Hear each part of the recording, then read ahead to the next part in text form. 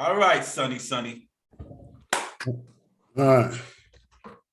Well, I want to welcome you, even though you are part of the family. Indeed. Appreciate it. Frozen Gems.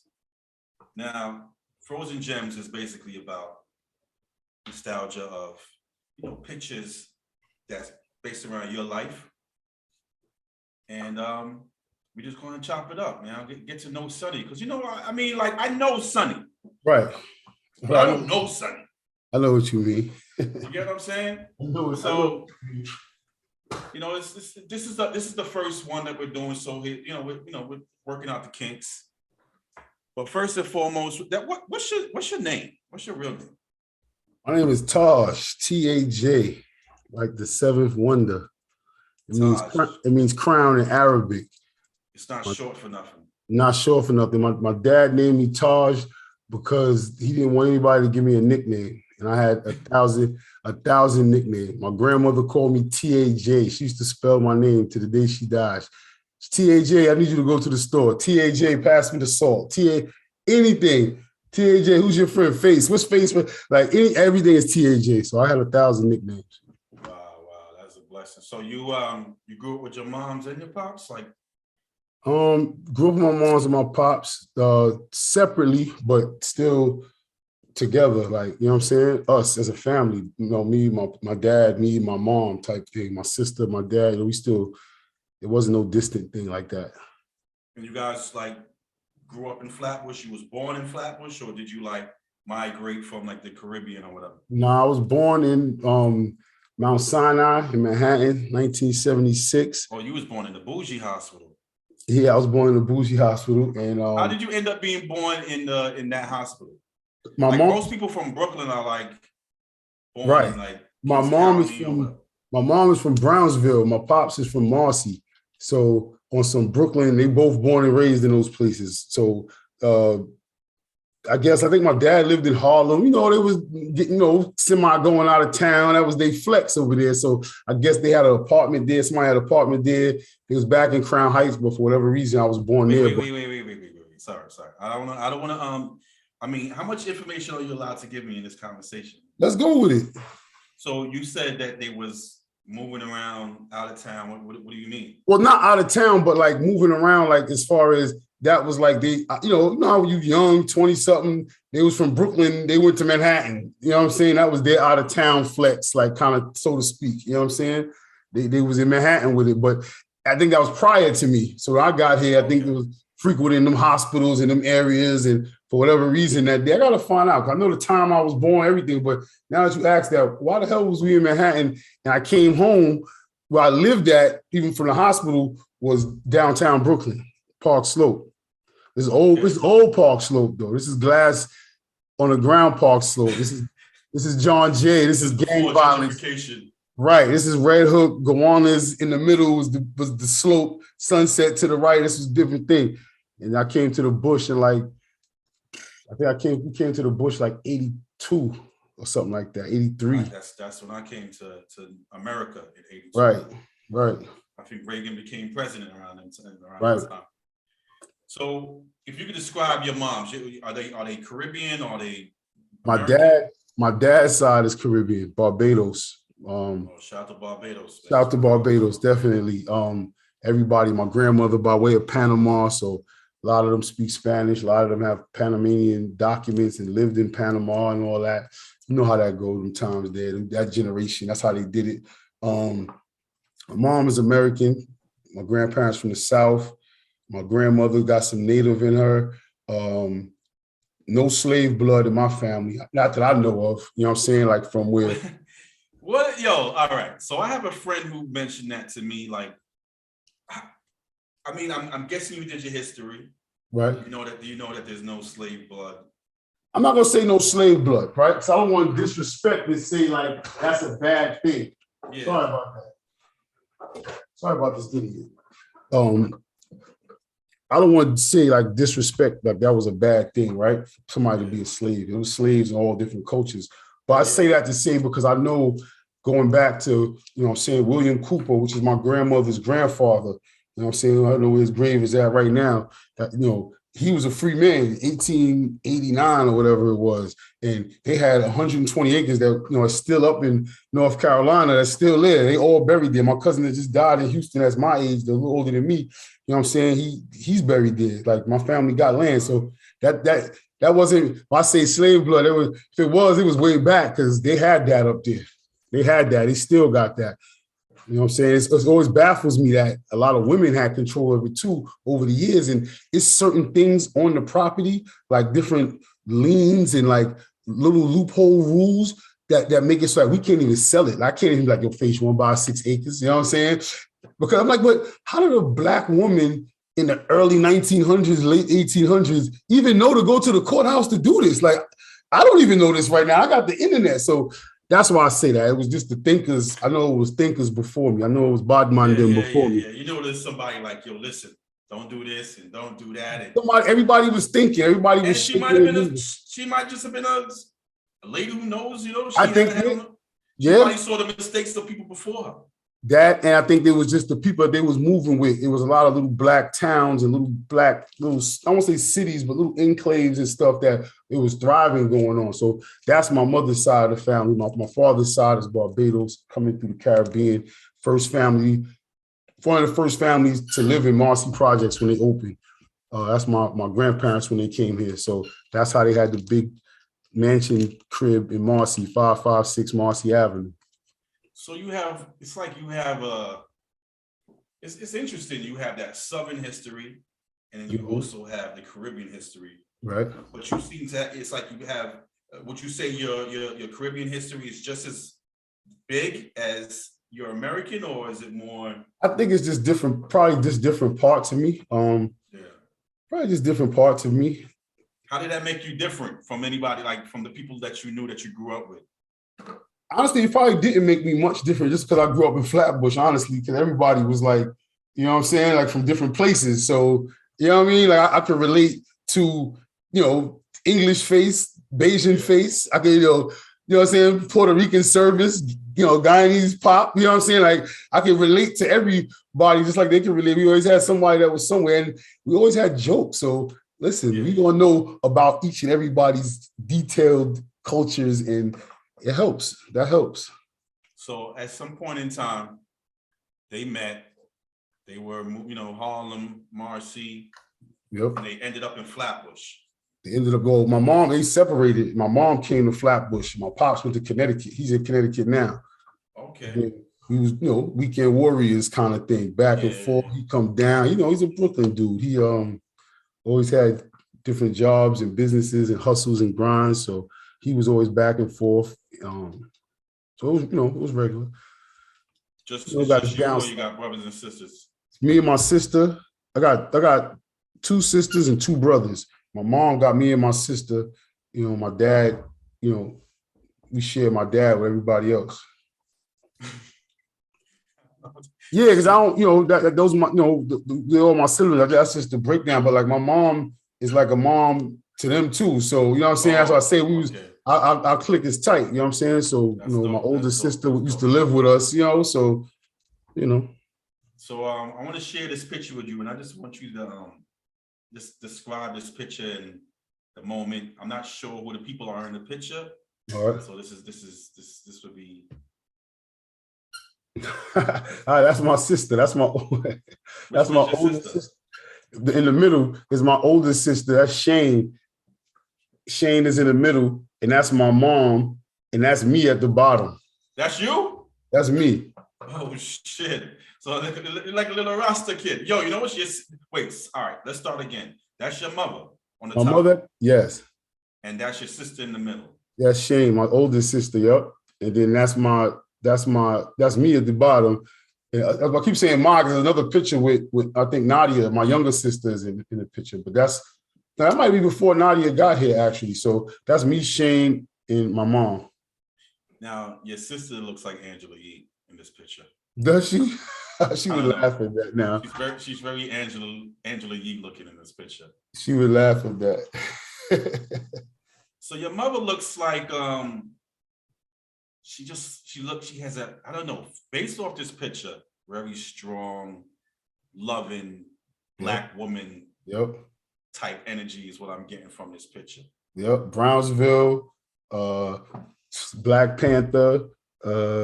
She actually used to go to the book program at the library in Brownsville and get the book program. They used to read to them, and she used to get read to by Mother Gaston, Mother Gaston Boulevard, like that Mother Gaston. That always trips me out when she says it. It's always like, yeah, because we used to go to Mother Gaston. Hold up, Mother Gaston and what? No, not Mother Gaston and what? Like Mother Gaston, her. That always baffles me. She always says that like it's nothing. But yeah, my mom, she been. I'm sorry. This is all new for me too. Like, you know what I'm saying? Right. I never really put that Mother Gaston that the person is actually named after somebody from Brownsville. She was a big person in the community. How? You know what's interesting about that too? It's like we grew up in Flatbush, where most of the streets are named after slave owners. Right. But places like the Sty, places in Harlem, right, they have names after like Malcolm X Boulevard and Adam Clayton Powell. Like yeah. Now, was that the community that got that done, or was that just something that I'm not sure, because it used to be Stone Avenue back in the days, if I'm not mistaken. I'm pretty positive it used to be Stone Ave before it got renamed Mother Gaston. But I'm not sure. You can get it. You can get that though. Like my man PH, we got that thing for PH downtown on DeGraw and Fifth. It's named after him. And a guy like that, after he was passed, a certain amount of signatures, you can get certain stuff done. It might only be the one block. You know what I'm saying? It might not be the whole Mother Gaston goes from one end to the other, but Well, she looks like an amazing person. And so your sister, what kind of person how would you describe your sister here? She's witty. She's here. She was sweet. She's still sweet. I love her to death. Strong woman, man. Strong woman, man. That's my older sister. She held me down at these ages right here, especially taught me how to tie my shoe. And she used to beat me up, funny enough. She used to beat me up a lot, you know what I mean? But I love her. And you look like you're about, I don't know, 3? I think I might have been like 2, man. I think this might have been like 78. I was born in 70. I think I was like 2. I think my mom said I was 2 in this picture. Something like that. I might have been 3.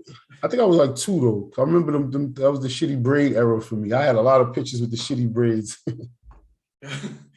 I mean, shitty braids, also that's braids. Okay, yeah, all right. I mean, that's what a lot of parents did to help their kids' hair grow. Yeah, right. Yeah. Because, Black people just want to make sure their kids have hair. Boy or girl, they want them to have hair. Right. You know what I'm saying? I like your shirt too, man. It's a nice little shirt there. Yeah, something light. That's nice, man. You look like you have a great family. So, yeah, man. So, it's a little nostalgia there. Yeah. That was a throwback. That was a throwy. You seem to have like really nice pictures too. Like, is that something? Yep. My dad was your dad? My dad, he's a photographer as well. Growing up, before we moved to the Bush, we lived downtown in Park Slope.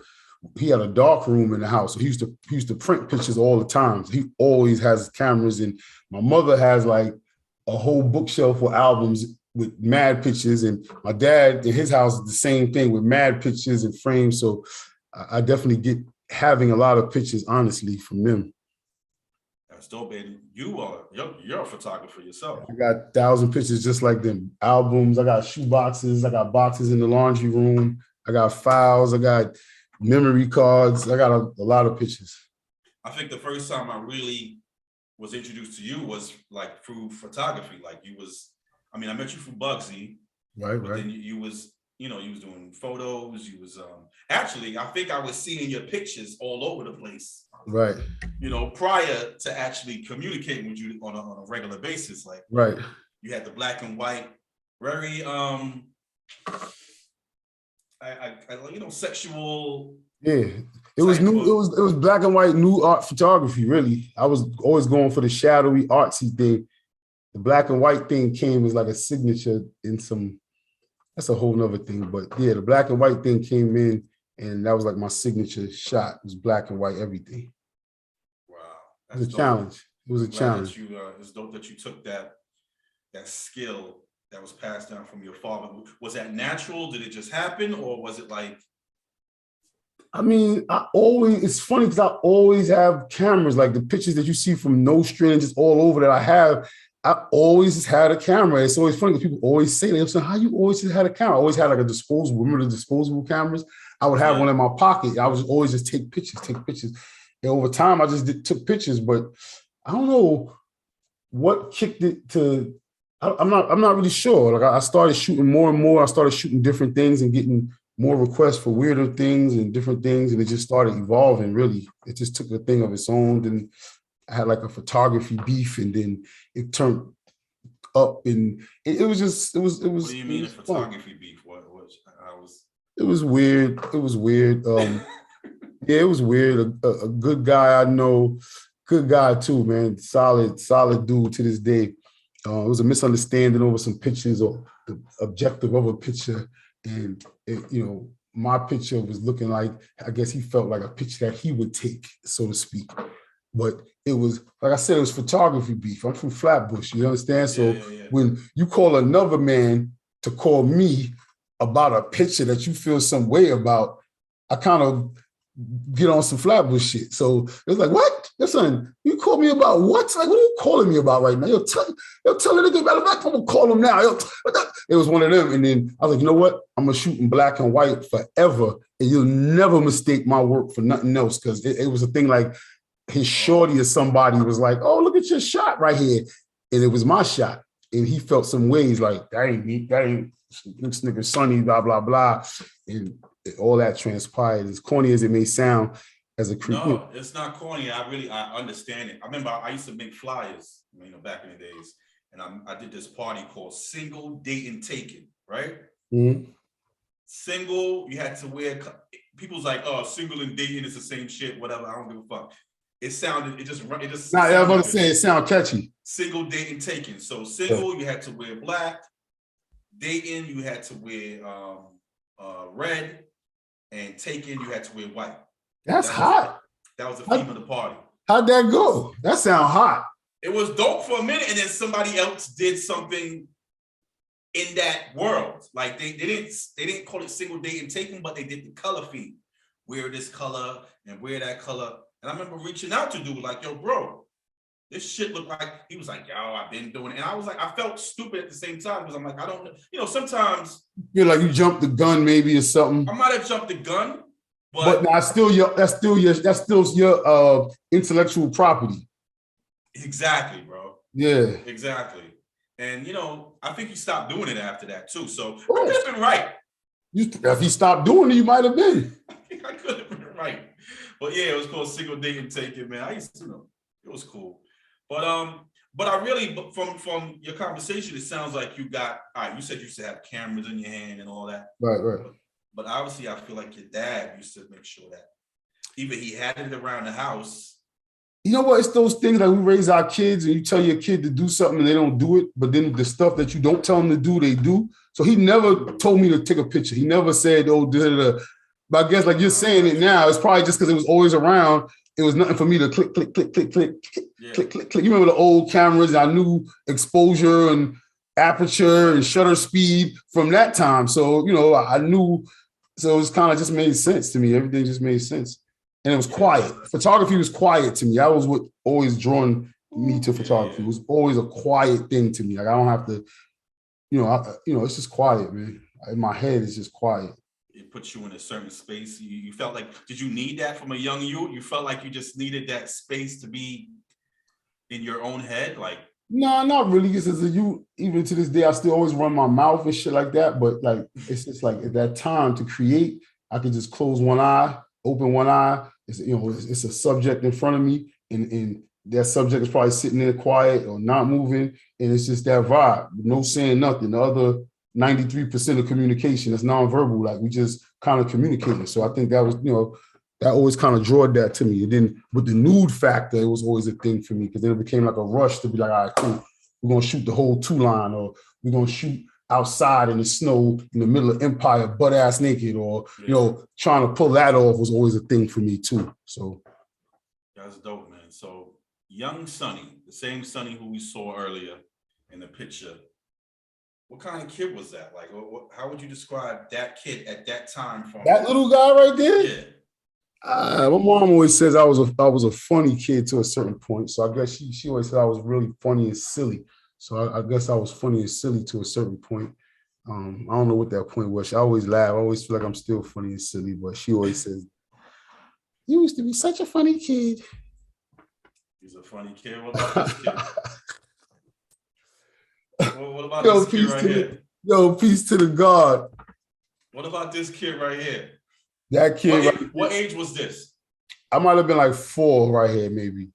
That's a little older than the last picture. Braids is cut. This is pre-Flatbush still right here. Okay. What area do you think this was at? I think this was in Park Slope from the ground. And my Brooklyn acumen. I think this looks like it's around Grand Army Plaza somewhere, like maybe the library somewhere, like about a park or one of those entrances by the park or something like that. Because we lived on 4th Street and 5th Avenue. So you got the afro, so from like the braids, braids. I stayed with the kufi. I got a lot of pictures with the kufi. I grew up in a Muslim household. Okay, your mother and your father both Muslim, or? Both. My mom, not to this day. My dad still to this day from the 70s, from way back. He been practicing Islam. He been around the world with Islam. Did he pick that up he picked that up in America? He picked it up in America. He not even get into it, but he wound up moving to Damascus, Syria for like 2 years to learn the language of, he went there to learn Arabic.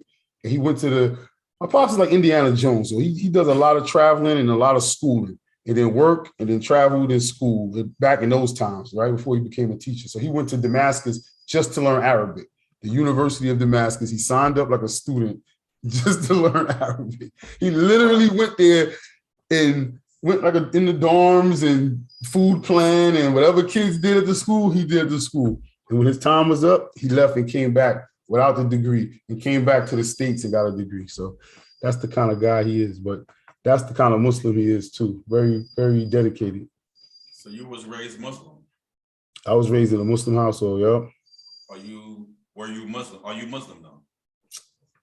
Nah, I'm not a practicing Muslim now.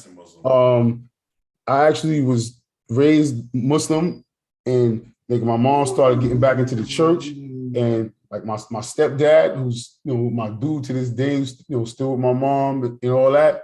He's big Israelite in Flatbush, so you know what I'm saying. I know the Bible real well too from him and polying with him. Okay, yeah, we'll get with that's that. A lot of dudes know Big Judah. Big Judah, you'll get the name Big Judah for what I'm saying, for nothing. Hold on. That's dope, man. You're gonna edit and chop this because this idiot dog. Yeah. Plus, I want to get some crackers. Give me a second. Some biscuits. I'm gonna murder this dog on video. I'm in England, you know what I'm saying? I get biscuits.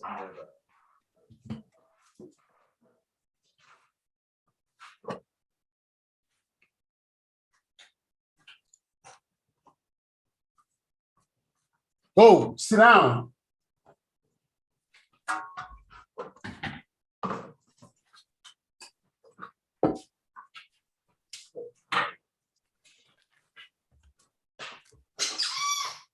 The dog is annoying, by the way.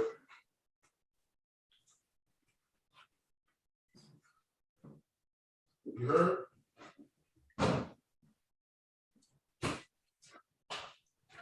Zulu. I can't eat these biscuits in house anymore. It's gonna fuck me up. It's gonna be out of my No. mouth. You should stick to your mouth and all that.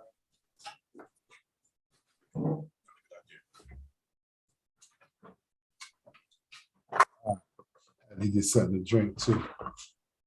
So this Sonny right here. This Sonny right here. 4-year-old Sonny, raised in a Muslim family, got mad kufis and all that. Mad kufis. Looked like he had a turtleneck on. And a baseball jacket. Maybe a button, the baseball jacket. This is a fire pick. Yo, Keyshawn said, big shout out to Spraga. Spraga said I looked like Dudley as a kid.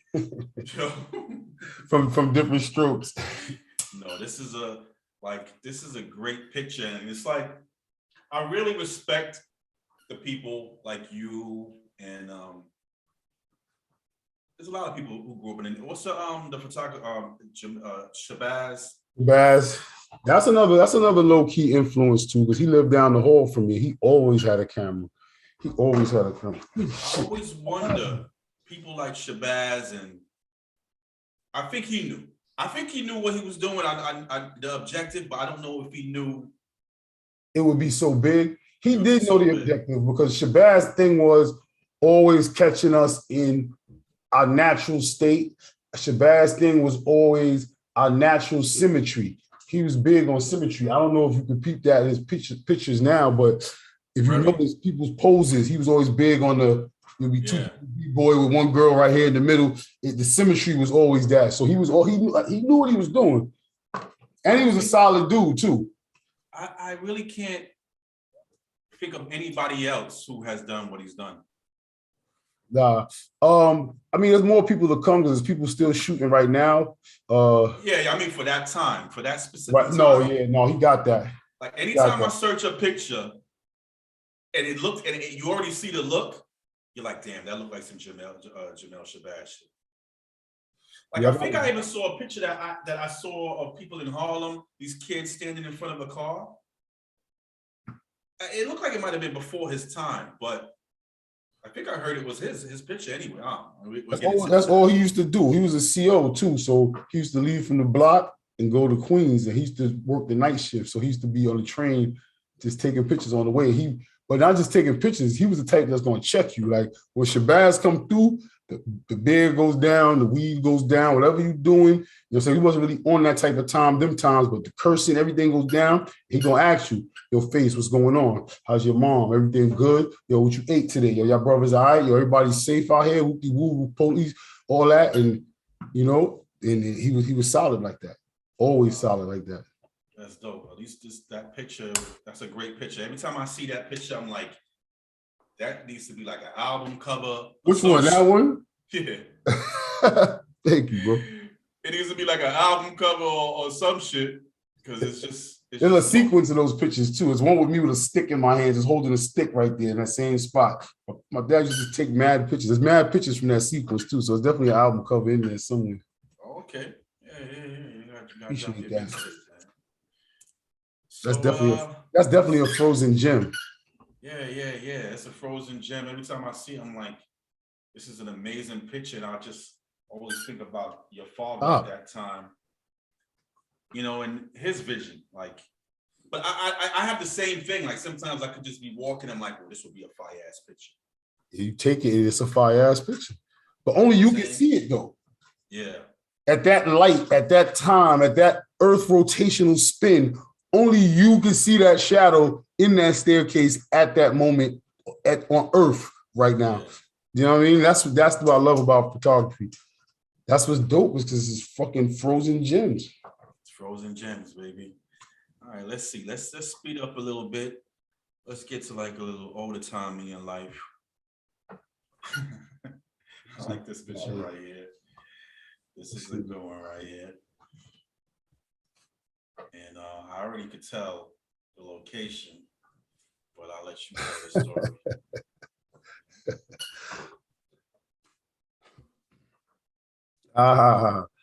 That's when we moved to Nostrand. That was so automatically, I'm gonna tell you from this picture, right? I could tell you a Flatbush nigga. You know what I'm saying? Like, the hat tilt. There's the hat tilt. All of it. All of this says. I love that jacket. That jacket, I remember that. I love that jacket. All of this says rude boy to me. What kind of jacket was that? A members only?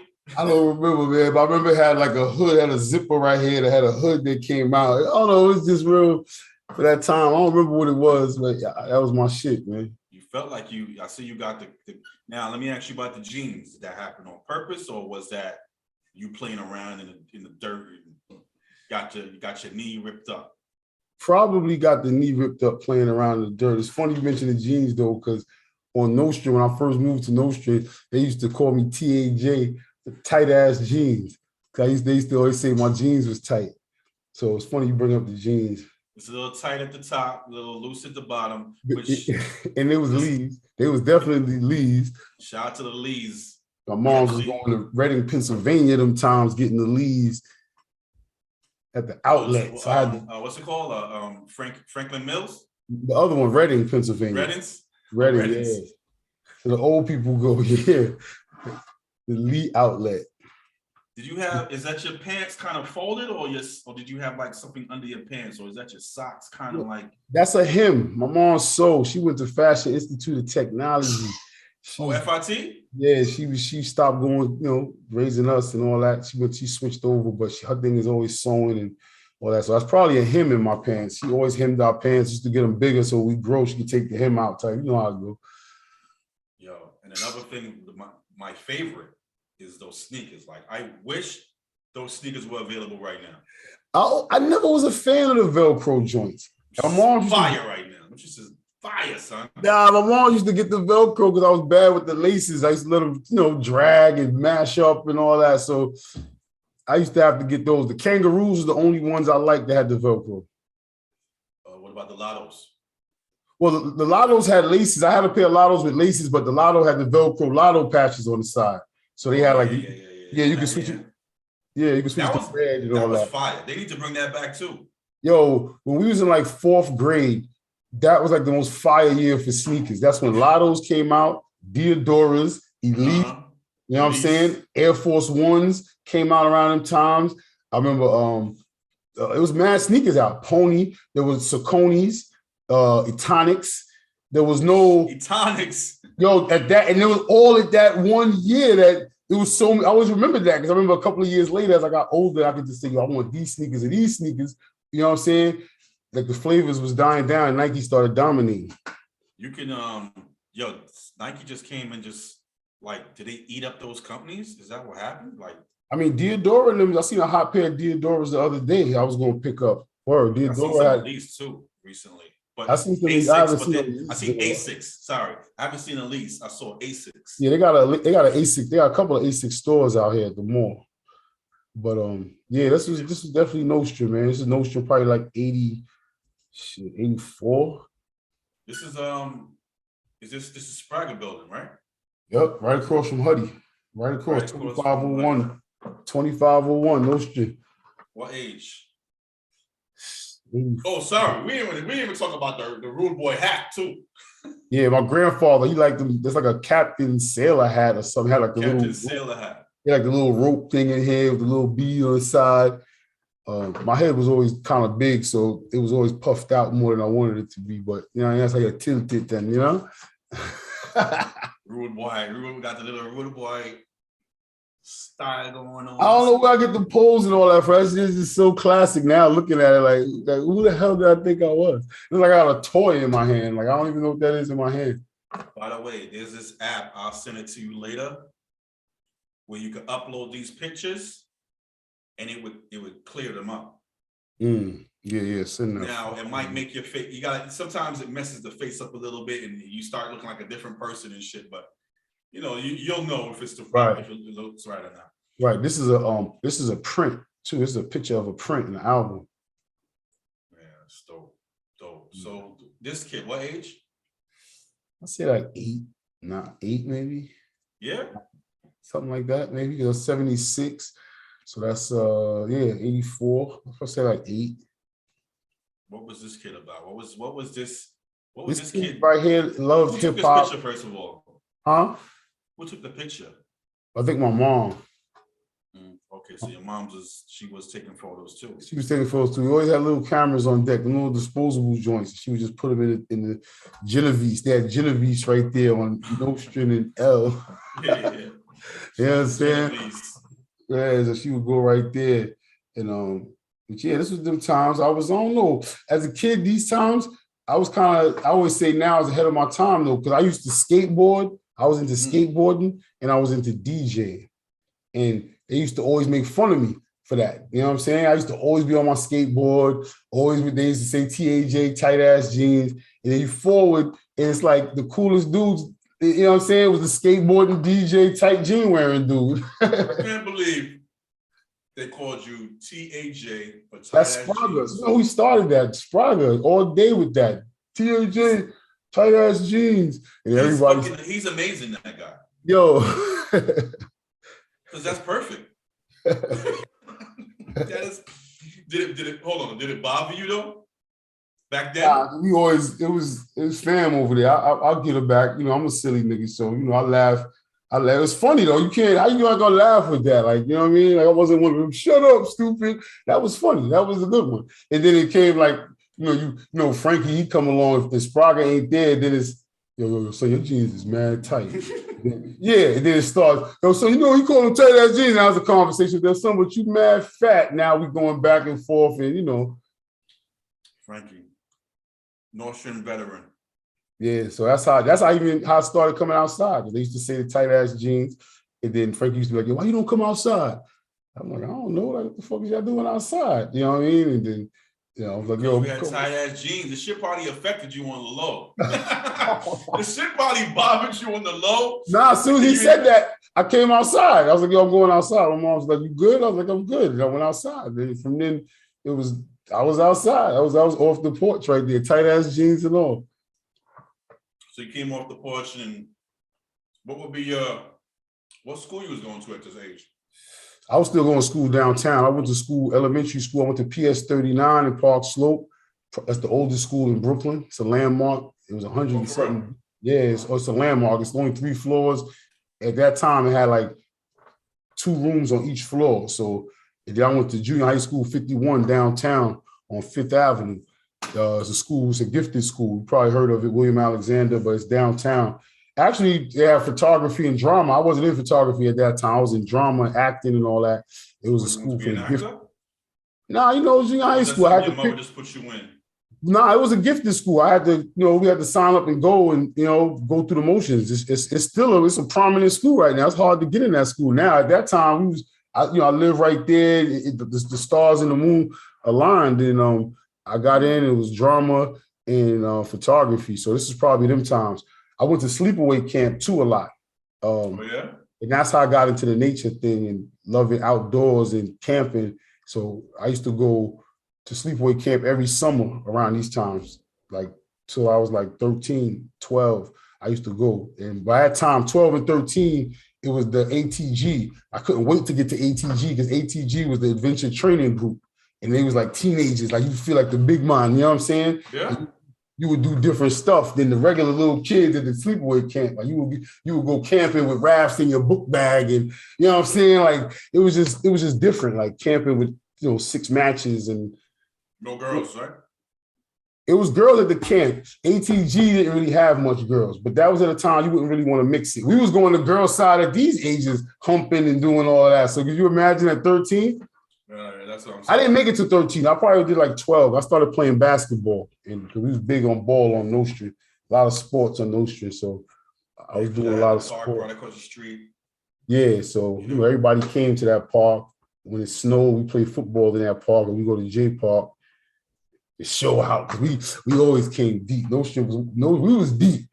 We was deep. Niggas could say a lot. There be a lot of fucking funny shit sometimes on Nostrand, but niggas was deep on Nostrand and shit. At one point, it was a lot of us. Seems like its own world to me. Everybody says that too. Because I mean, the only time I really pick up Nostrand is when I went to school. I went to Huddy. Yeah. I see Frankie. Me and Frankie was in the same class. I'm not gonna say it in class because motherfuckers like to make fun of us because we wasn't in the gifted class. You know what I'm saying? But and then I'll walk home from Nostrand and then go home. That's the most I had about I didn't like. To me, those buildings were nice buildings. It seemed like it didn't give off a projects vibe. Mm-hmm. It just gave off like older people lived there. You know what I'm saying? Like badass kids. Badass kids. Like I didn't know like there was badass kids. Like I didn't know half the people that went to Huddy even lived in those buildings other than Frankie. Yeah, everybody, my whole block was in Huddy except for me. And Huddy Annex and straight through the generations.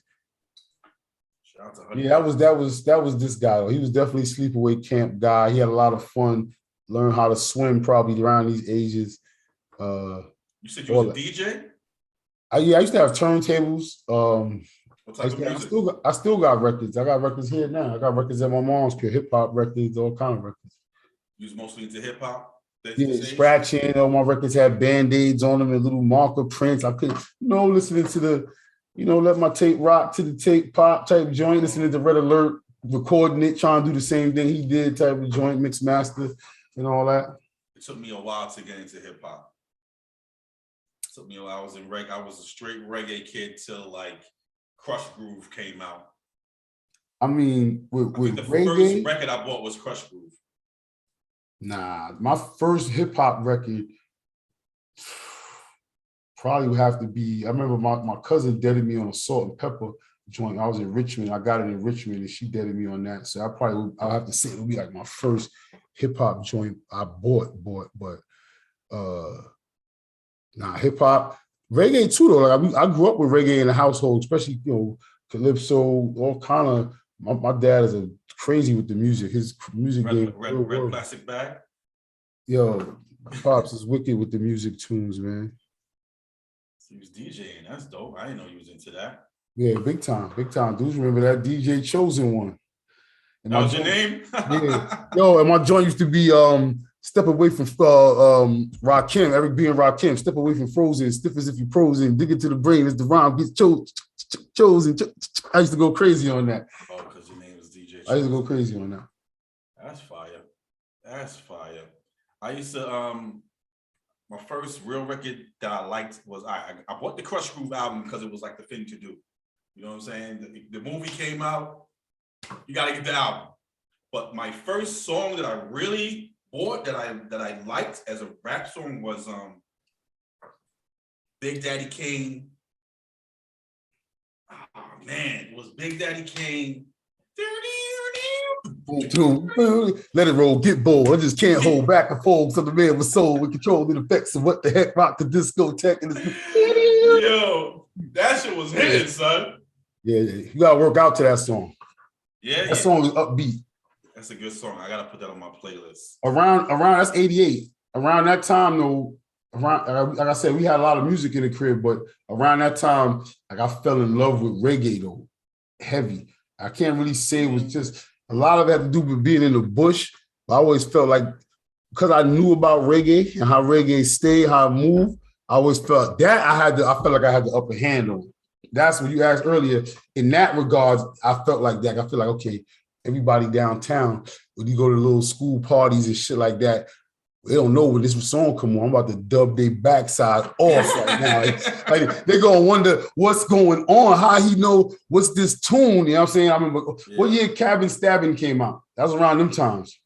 Junior high school. Stabbing was definitely, junior high school time. That was. I remember it was a dance and that shit came on. And how he even know the words to this? Like, and it was, I always knew that reggae was in the, like, that was always in my heart right there. That was Bilal's favorite song. That was my favorite song, Cabin Stabbing. So that makes sense. And when I think about this guy, that I'm about to put up, I don't know. I'm telling my own story of who this guy is, but it seems like it's not the same guy who was chilling on the block. Maybe, but he seemed like life. Yeah, let's say growth, man, definitely. Yeah, he experienced a couple things in Flatbush. So before we even go there, Flatbush now. So you grew up in Flatbush, you're on Nostrand. For a person who's never been to Flatbush, how would you describe Flatbush, first of all? I would describe it as like an upbeat place where it's a lot going on. When you think of like any Caribbean country, like the downtown area where the hustle and bustle is at, that's Flatbush from end to end. And it's hustle and bustle from end to end. Nighttime, daytime, the party vibes is hustle, bustle. Maybe in the morning it might be slow motion, especially on our side, but it's up. Everything is up. And Flatbush has everything it needs. That's one thing. So when I say, all right, so when I think of Harlem, I think of like Black culture, American culture, the Cotton Club, progressive Blacks coming there to, I think of Malcolm X. These are the things that come to my mind. Marcus Garvey, those kind of things. The things that come to my mind about Flatbush. So now Flatbush, do you get that? Is that the same thing? Do you think of Yeah, well, if I had to describe it for the things that come to my mind, I would definitely think the music playing in the background. You can hear music faintly playing in the background anywhere you go in the summertime. Like I said, that vibrancy. But when I speak about that vibrancy, I think about the parties, yes, but that shit comes from so many mixture of people though. Like that hustle and bustle from downtown everywhere, from Panama City to Kingston to London to it's just everybody is just always like that. So I think of all reggae people, but that energy of Flatbush, I always think of the energy. The energy is always up. If you could tell me a place that could, let's say I came from Harlem and I came to Flatbush for the first time, how do you think that I would see Flatbush? How would it affect, like, what would be my first thought process, do you believe, as a dude coming from Harlem, who's lived in Harlem all his life, never been to Flatbush? What would you think my first it's initial... a lot. I would say it's Harlem is Manhattan, so the busyness and that shouldn't get. They would say no, I'm talking about like a black.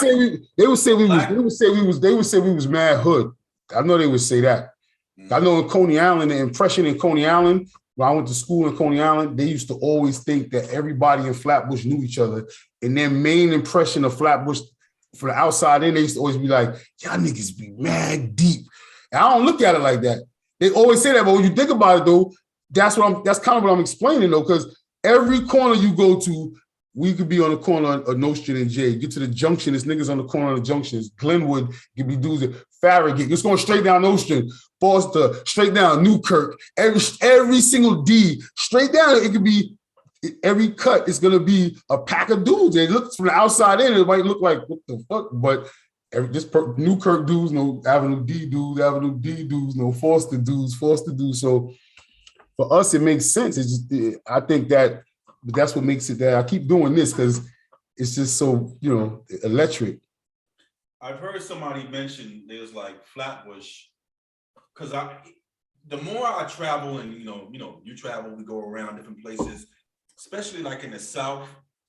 I remember I was having a debate online with somebody and he was talking about, I'm not going to go deep into that, but we was talking about how hip hop was created. Well, not created, but he was part of the initial start of hip hop was Kool Herc, and he was Jamaican. Yeah. And it's cool for us. It's just it's regular when we speak about it, but when people outside of here talk about it, they kind of like they don't get the whole the Caribbean part. You get what I'm saying? And only people from Flatbush totally get that. Totally understand the Caribbean part. You can go to Harlem and you won't get an area like Flatbush. Nah. Yeah, I've been maybe the Bronx, but still not like Flatbush. Nah.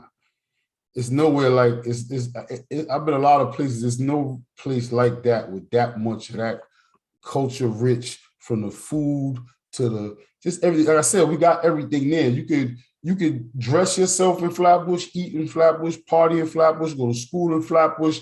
You can totally self-sustain in Flatbush. Females from one side to the other side, from left to Junction all the way back to Parkside. Like in one big, it's not no little zip code. That's like 3 zip codes in Flatbush, maybe more. I think it's because it got 11226 is the main one.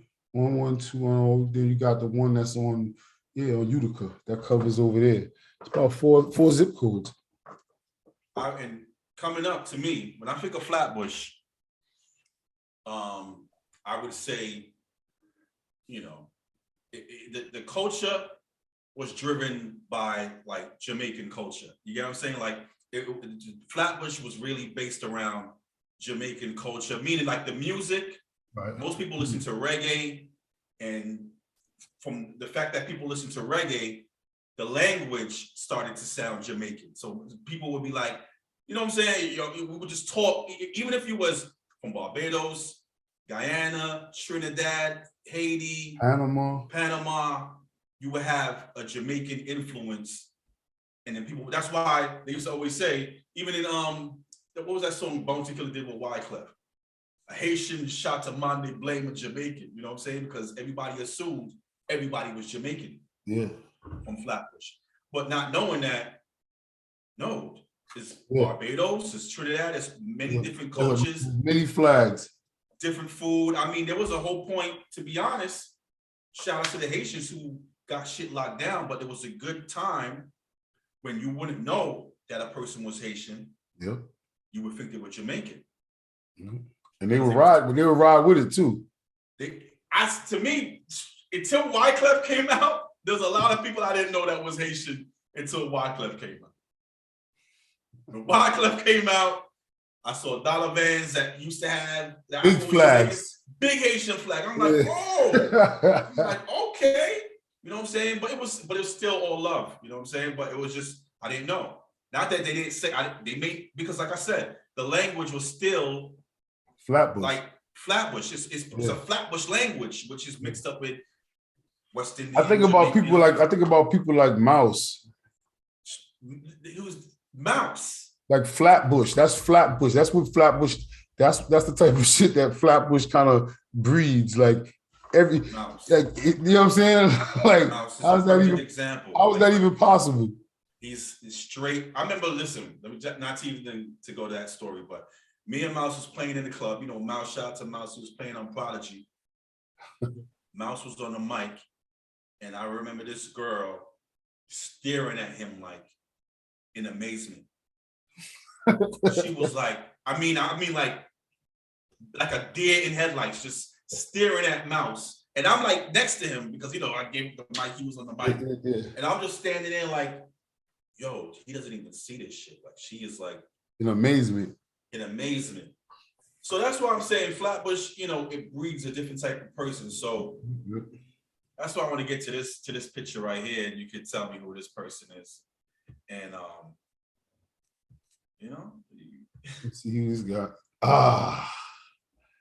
So this guy, he says Flatbush. That's why I wanted to get to this point. He says Flatbush to me. I when I look at him. Not this guy, not the big fella. Oh man, not the big fella. So going back to like I was saying, he doesn't. I don't know the kid that was on Nostrand with the hat.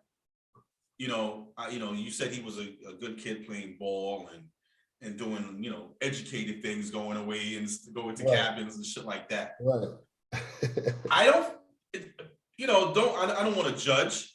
So somewhere between that guy and this guy, something is different. Something's different. Something is Flatbush. You know what I'm saying? Between that guy and this guy, there's a lot of Flatbush history. We don't got to go, you know, but if you want to walk us from, we don't got to go all the way back to that age, but who is this guy? We went through a big gap. So this guy here, this guy right here, this is Miami right here. I was in Miami. This guy right here is always waving a Flatbush flag. That's why you say that, because it's always Flatbush. But I lived in Miami for some years, and this is Miami. This is probably that's Miami. Okay, got you. But this is Flatbush Ray's kid in Miami. Oh yeah. I think I was like 20. I was in my 20s here. When did you move to Miami? So I went to in 97, one of my best friends got killed, and it was a big thing.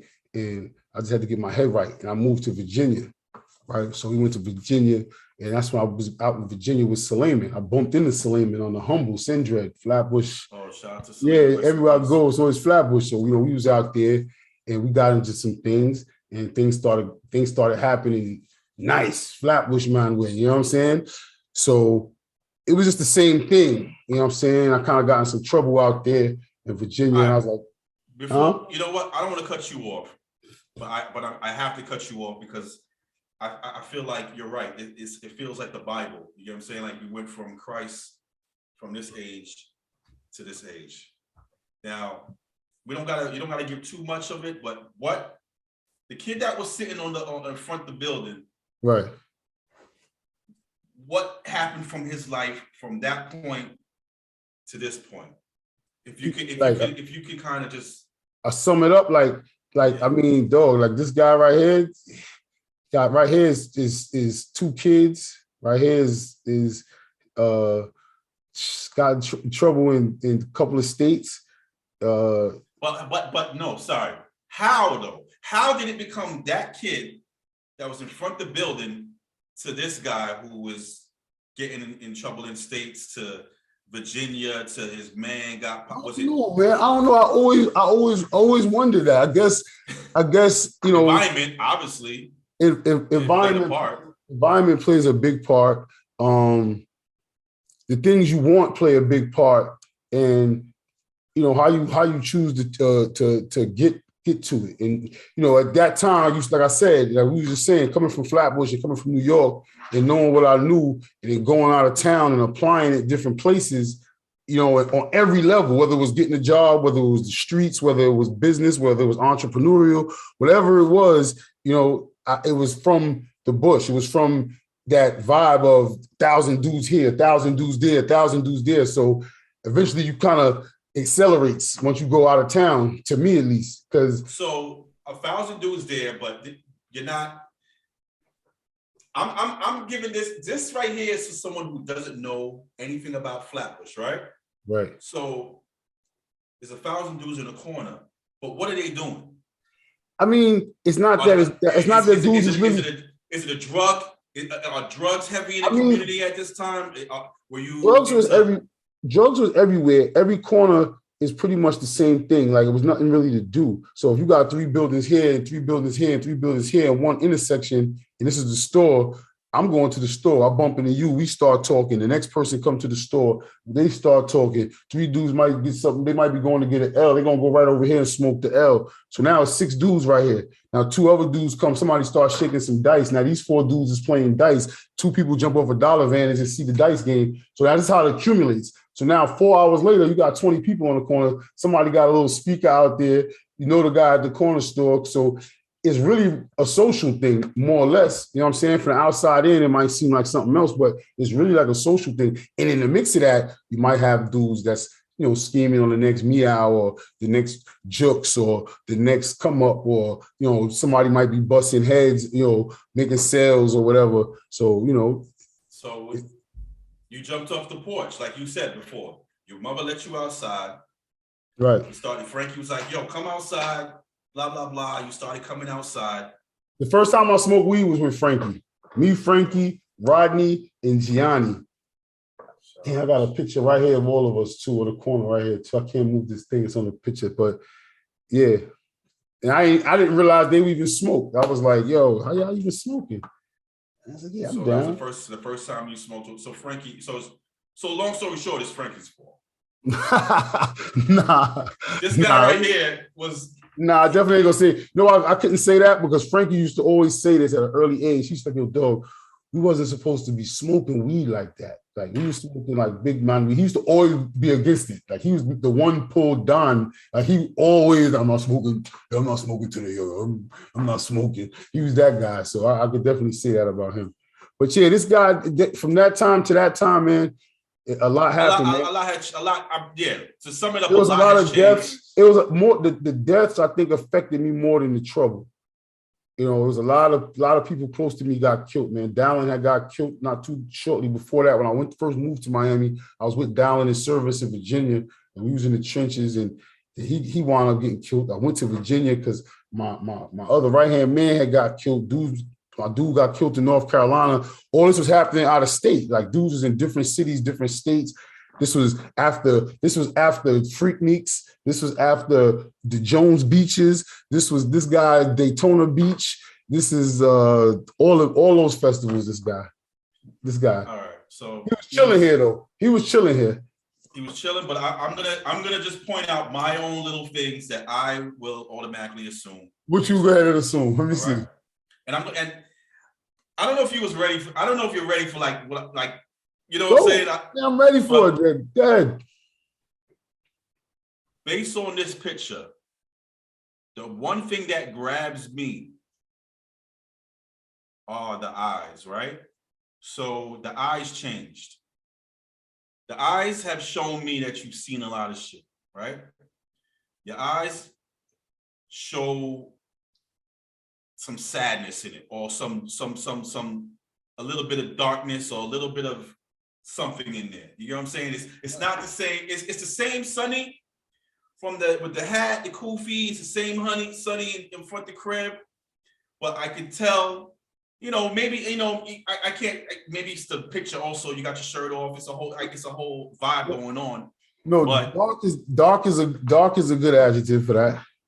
So it basically your life, things change you. So you're the same person, but you've seen a lot of shit in Flatbush.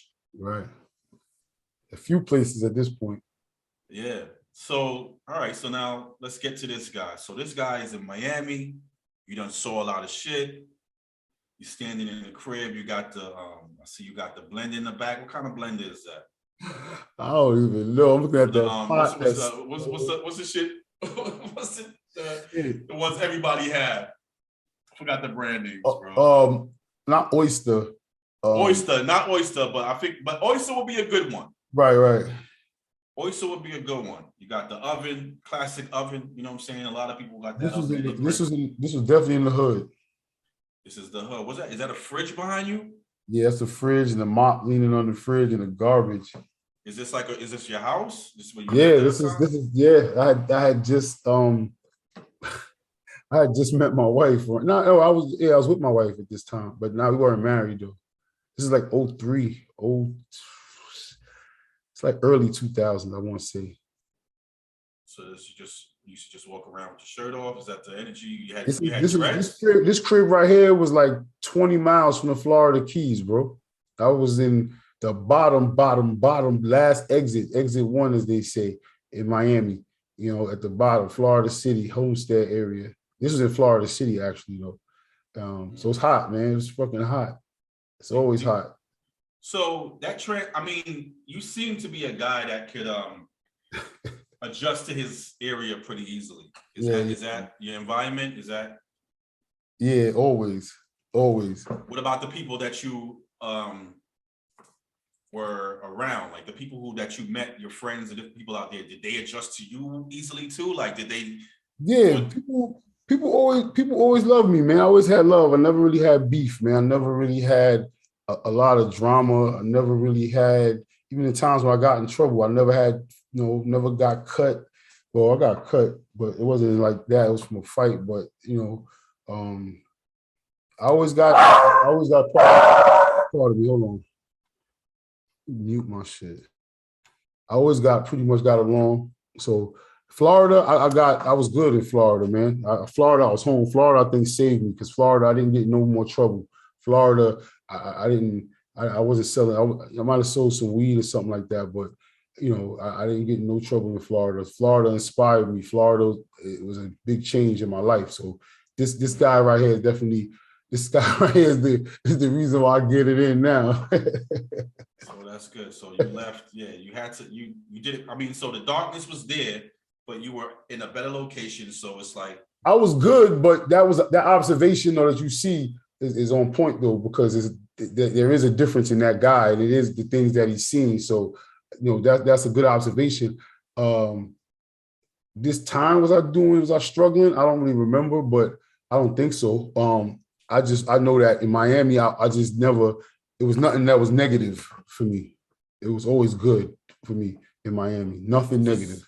It's just braids, dreads, like what's those? My locks up in the bun, probably look like a bun. Oh, okay. How long was that? I wish I had a picture to see how long they were. I don't have, I wish I had more pictures, I should have did a little bit more digging. Nah, you good. They can't really see here either, but. Let me stop sharing this right quick. That's in Brazil. That's you? Yeah. You look light skinned in this picture. Yeah, that's in Brazil in like 09 or 08. That's that same guy like 5 years later. Nah, this guy looks like he's enjoying his life. Yeah, that's in Rio. Those ruffles those ruffles is in Portuguese, and that's a coconut. I don't even think I had a shirt in my possession. This guy never wears a shirt. Yeah, now I'm thinking. I was just about to say that. It seems like it's my MO. But yeah, that I was trying to see, but that's not really a good representation. My locks was pretty long. It was pretty long. So how different are you from that guy that I just saw in that picture?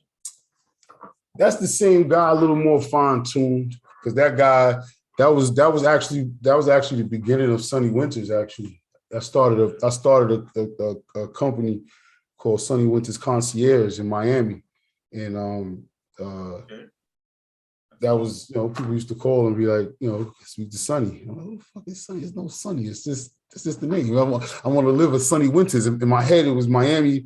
I always want to live a sunny winter. Like I always feel good. You know what I'm saying? That's where I got that from. So, some of the dopest names come from some regular ass shit. Yeah, yeah. It was yeah, for real. It was for real. You're right. Like, yo, Sunny Winter, yo, that's a fire name. Yo, where you get that name, son? I just wanted it to be sunny during the winter. Yeah, I wanted to live a sunny winter every year. I wanted to live someplace where I was always going to have sunny winters. And that was just the name of the concierge because it was in Miami. So Miami was always sunny winters. But people would say, we speak to Sunny. I'm like, fuck you, Sunny. All right, what's up? It's me. What's good? Like, and it was just turned like that. Then it was Sunny Winters Photography and it just stuck. That's dope, man. You've been a couple places. Like you traveled like around the world, like from young? Nah, not from young. All over the States from young. And then I started moving around as I got older in my 20s. Definitely hit all the states. Except for Alaska and Hawaii. And then did a lot of traveling. Me and my wife did a lot of traveling. So hit a few countries, Cuba, Jamaica, Cayman Islands, Panama, Montreal, a couple of stops. I think I'm missing something here. Brazil. Damn, that's dope. Would you say your wife that you eventually met, was that someone who helped you make that transition to be that person, or was it something that you probably would have been anyway? Without a doubt, but that was like a next thing, but that definitely, I gotta give that always gonna help. Women make us better, man. Stuff that they do that we don't do, you know what I'm saying? A lot of stuff we reject that we should do, and vice versa, of course. But I'm just talking about, speaking for my own self. Wow, that's dope, man. So what about this one? Where was this located at? This is no dreads, Sunny. Yeah, so this is no dread Sunny. So that means this is post Cuba. So that had to be this had to be, I think this is Lake George, upstate New York, Adirondacks, if I'm not mistaken. It doesn't look like down south. It looks like I think it's upstate New York though. I think it's the Adirondacks. We was up there camping and pretty dope. Yeah. Dope time right here too. Sitting on like the edge of a mountain or some shit. Like what's going on? We was up. We was definitely up. We got to the top. It's probably not as dramatic as it looks because I'm scared of heights, but it was a nice camera angle too. Yeah, I'm looking at it. I'm like, yeah, it's probably just a hill going down, but it's just the angle of the camera. Yeah, the angle of the camera. You're not walking down that thing safely. It was smooth rock like this. Okay. So yeah, it wasn't something you was walking there. We came back this way to come off. We definitely didn't go that way. But yeah, that was, huh? This is a nice picture. I'm guessing you took this picture also. You set up your camera and. Nah, I think somebody took this picture. I'm not sure who. I don't know if we were. I'm not sure. We've been camping up there a couple of times, so I'm not sure who was with us on this picture right here. But yeah, I'm not sure. Somebody else took it. I didn't set it up though. They took a couple of them, and then that was it. But yeah, we had a good time. We always, camping, like camping, enjoy camping. My wife enjoys the outdoors, so. Yeah, I see that. It seems like you and your wife do a lot of like outdoor type stuff. Yeah, she turn on the water a little bit. Sorry. Yeah, she enjoys she definitely enjoys the outdoors, nature. she's a soldier. So there's probably been situations that was probably new to her that she embraced. Like that one. What was this situation? That was a mud run. I think that was the first mud run right there. And Mud run. So for people who have never done a mud run, I mean, I could guess what it is, but can you just describe what is a mud run? A mud run is like, this one was a Spartan race, if I'm not mistaken, and it was 19 obstacles through the mud and the high grass and just a lot of mud. Just how that ground looked right there. It got thick at certain points. It was muddy water. It was it was rough. This was rough. It was about 5 miles. It was, I think, 19 obstacles. This one was about 19 obstacles. And the obstacles range from like climbing over like a 4-foot wall, then you run maybe like a quarter mile, then maybe like a 10-foot wall, and then you run to like another quarter mile, then it'd be the net rope thing, then it'd be a straight up rope thing, and then like an axe throw. You gotta keep throwing the axe. If you missed, then you gotta do burpees. What else was it? Oh, the crawl. Burpees back then? Huh? You was already doing burpees?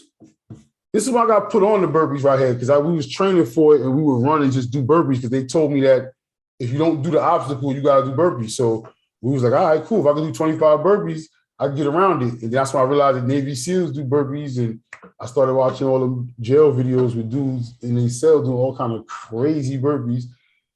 So I started. Look at this picture.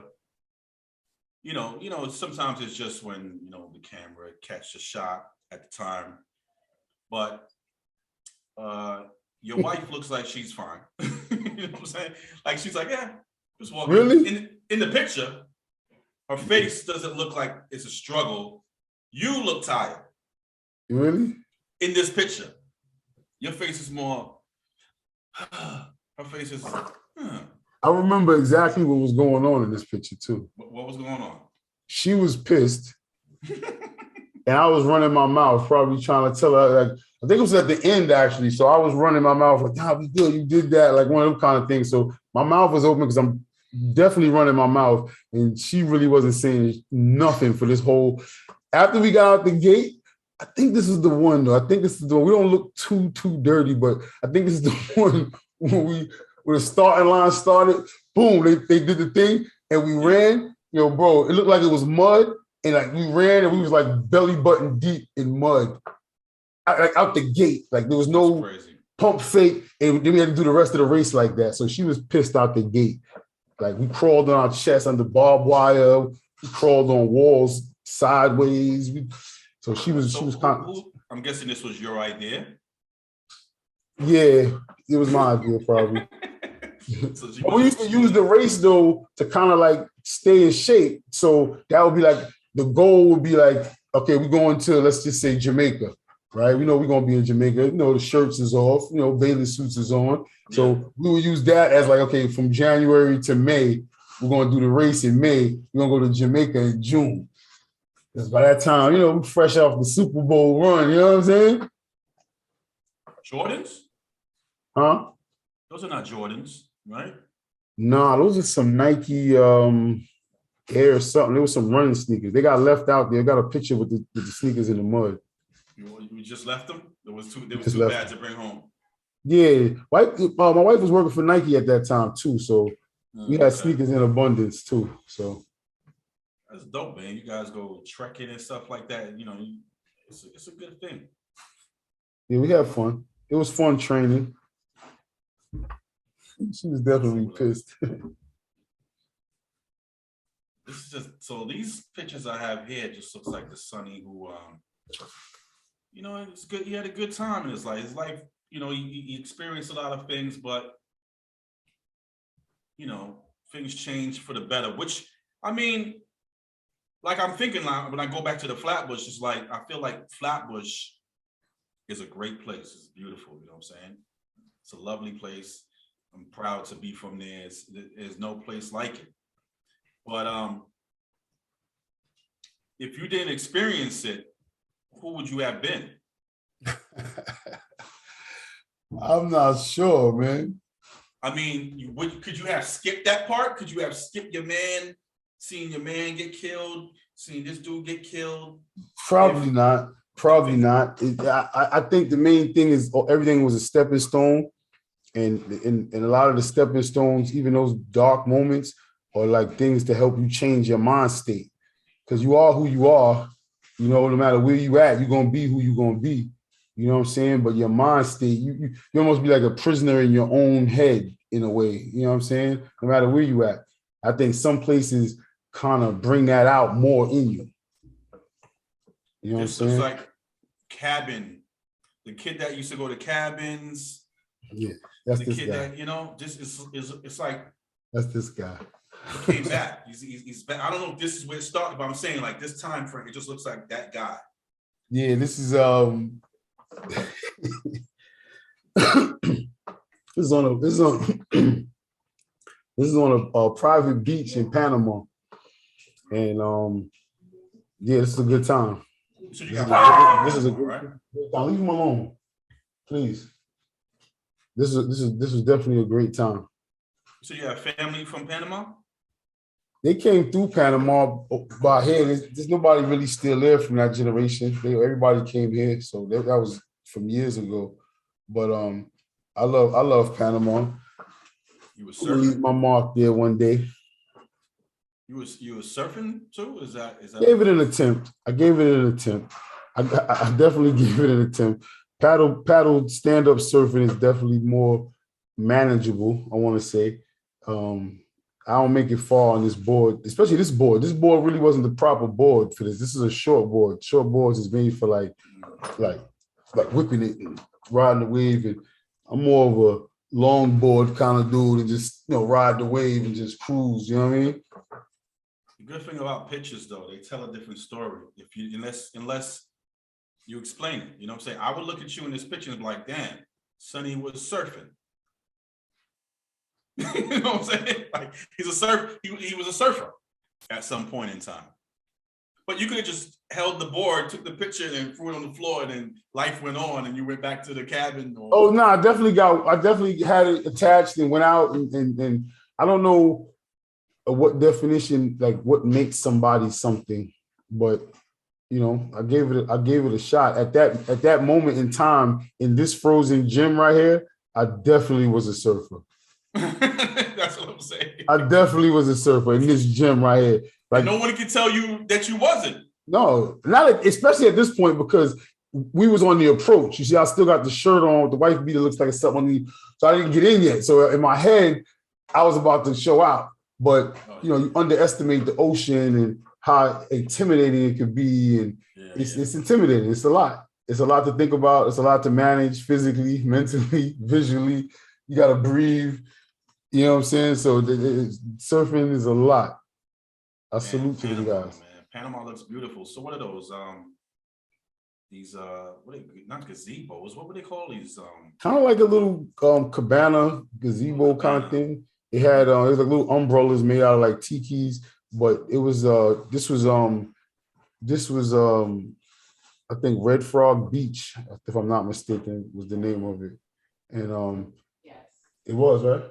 But yeah, this is Red Frog Beach, and they just had kind of like it was ill because like you got to take a boat to get there. It's like a little island. I should have had you and her on this call. Huh? I should have had you and Coco both on this call. It's all right. But she I know she's shy. Nah, she would have did it too. And she would definitely tapped in. She just woke up. Yeah, we took a boat there, and the boat was like a couple of dollars, and then get there, they make you pay like this little tax to get there. They're like, damn, they're gonna make us pay for it, a couple of dollars. All right, they just herbed us. And then like you walk through like the little jungle, dog, and then it just opens up. Like imagine Coney Island from Seagate. Seagate is at the end of Coney Island, all the way at the end of the boardwalk, 35th Street beyond, all the way back down to like Brighton. And there was nobody there. But at the end was like a little bar, and there was somebody there wiping the counter, a little music playing, you know what I'm saying? And he had surfboards leaning against the wall, type of shit, just randomly sitting there. I'm like, let's go. And we was out there for a minute. A couple of people came, a couple of people left. I took one of the illest pictures, man. I should have that day. There was some kids selling waters that day. The kids had to be about, the baby had to be about 3, 4, and the brother had to be about 8. It's one of the illest pictures I think I took, one of my favorite pictures. And I kept kind of brushing them off. They were selling something in a bucket and it wasn't water, so I didn't really want it. I thought it was like pork. I don't know what I thought. I was like, nah, shorty, I'm good. It wasn't like 3 times again, shorty, I'm good. But dog, yo, they left together in a boat that was made out of wood and he was paddling. And I paid the dude to take me back and we was in a motor. I'm just like, yo, where their parents at? Like, how are you guys just out here in the middle of the ocean in a wooden boat? And in the picture, they both kind of looking at me like, yo, you ain't want to give us $1, nothing. even the little kid is in the picture. They both screw facing me, like looking right at the camera. He got the water boys. It was the water boys from early. Yo, they older now, probably too. Word. Yeah, they definitely hustling. This is dope, man. You know, I'm glad we went through this. We got one more picture. And I want to also thank you for letting us have this moment with you, share these pictures and you know. Yeah, definitely, man. Definitely. Got one more here. And this is probably around the time when we started communicating and working together. And you know what this one is already. Damn, Fish, you got the baby fierce. Yo, it's crazy. It's crazy. Right. This was I forgot the name of this song this day. This was that was Princey's Tinnitus song, right? Right. It was at the crib. This was at the crib in Bushwick. So I remember the crib. They still at that spot in Bushwick. Knocked out the crib. What time? What year?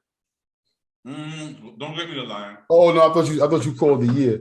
I definitely remember the video. I definitely remember the sequence. I remember the house being very nice. That's what I remember. Yeah, if I'm not mistaken, the house is even better now. I know they have like a lot of game nights and different things in the backyard over there. They do a lot of hosting and stuff like that. So I know that crib is definitely really, really nice. I enjoy shooting videos. I miss that. To me, that's more fun than a lot of other content stuff. That's content, right? Now we will call videos content, but I just feel like you on set, you hands on, camera in hand, just like this picture. That's what this picture says. Like to me, I guess because I was there, but it just says that in between the shots, like, all right, boom, now just step a little further out because I'm gonna be standing over here, and then you're gonna see me, and then whatever the hell was going on, but it's always usually something like that. This is I'm trying to remember. Did I shoot the video for this song or? Yeah, remember we I don't know. It was just like, yo, we're gonna shoot a video for this. I think you was shooting it. I think I was doing behind the scenes and stills and video behind the scene. And Pop was doing, I don't know, Pop looked like he was being Pop right here. Pop was that. This is the time Pop was being manager. Pop's always been into music and all that stuff. So he was the funny part is I don't remember him being here till you sent me this picture. Yeah, I definitely remember. I think it was Pop that was like, yo, come through. If I'm not mistaken, it might have been Bugs. I don't know. But I remember it was like, I was hyped. I remember me being hyped, like jumping, like a word, face, Pop, like everybody hit, let's go. So I was always like a fan of like, I was always a fan of Industry Hotel on the low from like early. Yeah, we did a couple things, man. We had some fun back then. It's like, it's weird, you know what I'm saying? It's like we still doing this shit. No, that's not gonna stop though, man. It's a creative thing. It's energy, man. Energy doesn't die, it just flows. I'm trying to see if I can find this video for that song. We had shot another video with Tonight. So I don't know if it was the same video. There's a couple of videos now I'm thinking about it. I remember the video. I remember that there was a scene that there was like a throwing. She was throwing. I think it was like a freestyle, if I remember correctly. I think it was like she rapped over like another beat and did like her own version of that song. Yo, Tonight is talented, man. She Yeah. I remember a couple of times. I remember one time we was hanging out and she'll just start. She's charismatic, so she'll just start singing with people in public, and really light it up. Like one of those kind of like artists that I don't know how she is in the studio, but in the street, like with people from New Orleans to Manhattan, the Jersey, I've seen her do it. She's one of those people like, you know, like if you at a karaoke or if there's any time to sing, she's gonna sing. She's not gonna give you like the play sing. Nah, she gonna blow it. She gonna let it rip. But yeah, this was a cool time, man. We worked together, we did our thing, you know, and this is the Sunny that I like. So I remember this time you told me you and Pop had some stories that you told, and some real, you know, serious stories of cocaine and these type of things involved.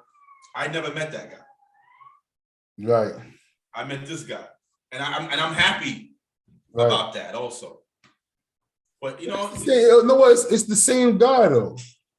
You know, it was always. I think it was always the same guy. You know, I'm not the same guy that I was. Well, not the same guy, but like I kind of always like on a foundational tip. Like Pop, no, like Pop always said, like me and Pop first experiences. Pop realized the type of dude I am, like with no fluff. I don't care about cap. I don't care. I'm not the toughest dude, but I don't care. Yeah. We got a video shoot, big video shoot on Church Ave. Pop got the Cressida. Yo, 1,000 people face. I can't remember who the shoot is. One Pop, hip hop people, million gazillion people in church. Pop pull up because I'm Pop. He gonna pull up. I'm Pop. I'm pulling up. Car break down. Start smoking. Pop is like, yo, I'm ready to leave the car, yo. You gotta leave the car. Yo, Pop, yo, fuck these people, Dre. We fixing the car right here. He's like, nah, we can't fix the car. I'm like, yo, Pop, I'm not leaving your car, bro. We're not doing this. I don't care. We don't know none of these people. We ain't come here with these people. People looking at us like, yo, who these two do? Me and Pop know how we always back and forth. Yeah. Just like that in the middle of the street. Yo, son, you go ahead then. I got the hood up, shit smoking. He's like, I guess it gave in like, we'll get some water. He got the water. He's like, yo, son, this is the realest shit ever. Yo, it became like, we was part of the shoot. Like, there was so much glitter and glitz to me. It was like, this was the part of the shoot that made it hood. Like, niggas is sitting here fixing the car. I'm like, yo, Pop, we're not leaving without the car. We left with the car. Like, Pop, we're not going without the car, bro. He always laughed like, yo, son, you crazy, son. I was ready to hide it. Like, he was embarrassed. I'm like, I don't care about none of these people. What color was the Cressida? Huh? It was like a sky blue, I think. Sky blue Cressida. Like a sky blue, like grayish, if I'm not mistaken, like one of those kind of colors. Cressida. Shout out to Cressida. Yeah. So I don't know. I've always kind of been the same dude, pretty balanced, like not really caring. You know, got the tight ass jeans. I'm skateboarding when everybody else is doing this. You know what I'm saying? Everybody else, I'm gonna stay on the block and go up north and do this. I said I'm gonna try to finagle over here, make a way over here. And if it got hot, I'm gonna go over here and finagle the way over here. Because what's the purpose of being from where we from if we don't use it to our advantage? That was always my thing. Like I never wanted like block props. I wanted to rep for the whole. I always feel like the Knicks. Like I used to always say that to people on the block, especially like somebody got to go on the road. Yeah.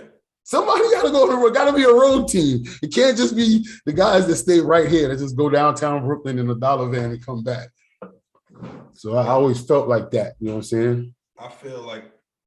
I want to say to you that I'm glad of the person that you became, because I think the person that you became is the person that you're supposed to be. I feel like there was a couple of things that happened in your life that could have made you not be that person. You could, you know, if you would, like you said, if you would have stayed in that environment at that time, who knows what could have happened? Who knows who you would have been? I think meeting your wife definitely catapulted that change. Added value to my life, definitely. Yeah, so you did good, man. You did good, you know? I appreciate you, brother. And I appreciate these frozen gems, you know, from the time when you was a liquor youth. Right. You know, with your mom's beautiful lady. I didn't get it. Damn, no pictures of your dad. I would love to see, you know. Damn. But I've seen him before. Right, you've seen him before, right? He kind of looks like you, if I remember correctly. You People guys did a live. You guys went on live on Instagram. Yeah, if you have them on your computer, you can share it. You know what I'm saying? But I don't know. I got one right here. Then like He was always more or less like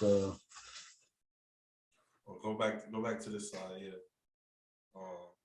You know, you're molded from your parents, and I think you became a pretty good guy, man. And I'm glad to say yeah, I know you. You know, appreciate that. I think they would appreciate that too.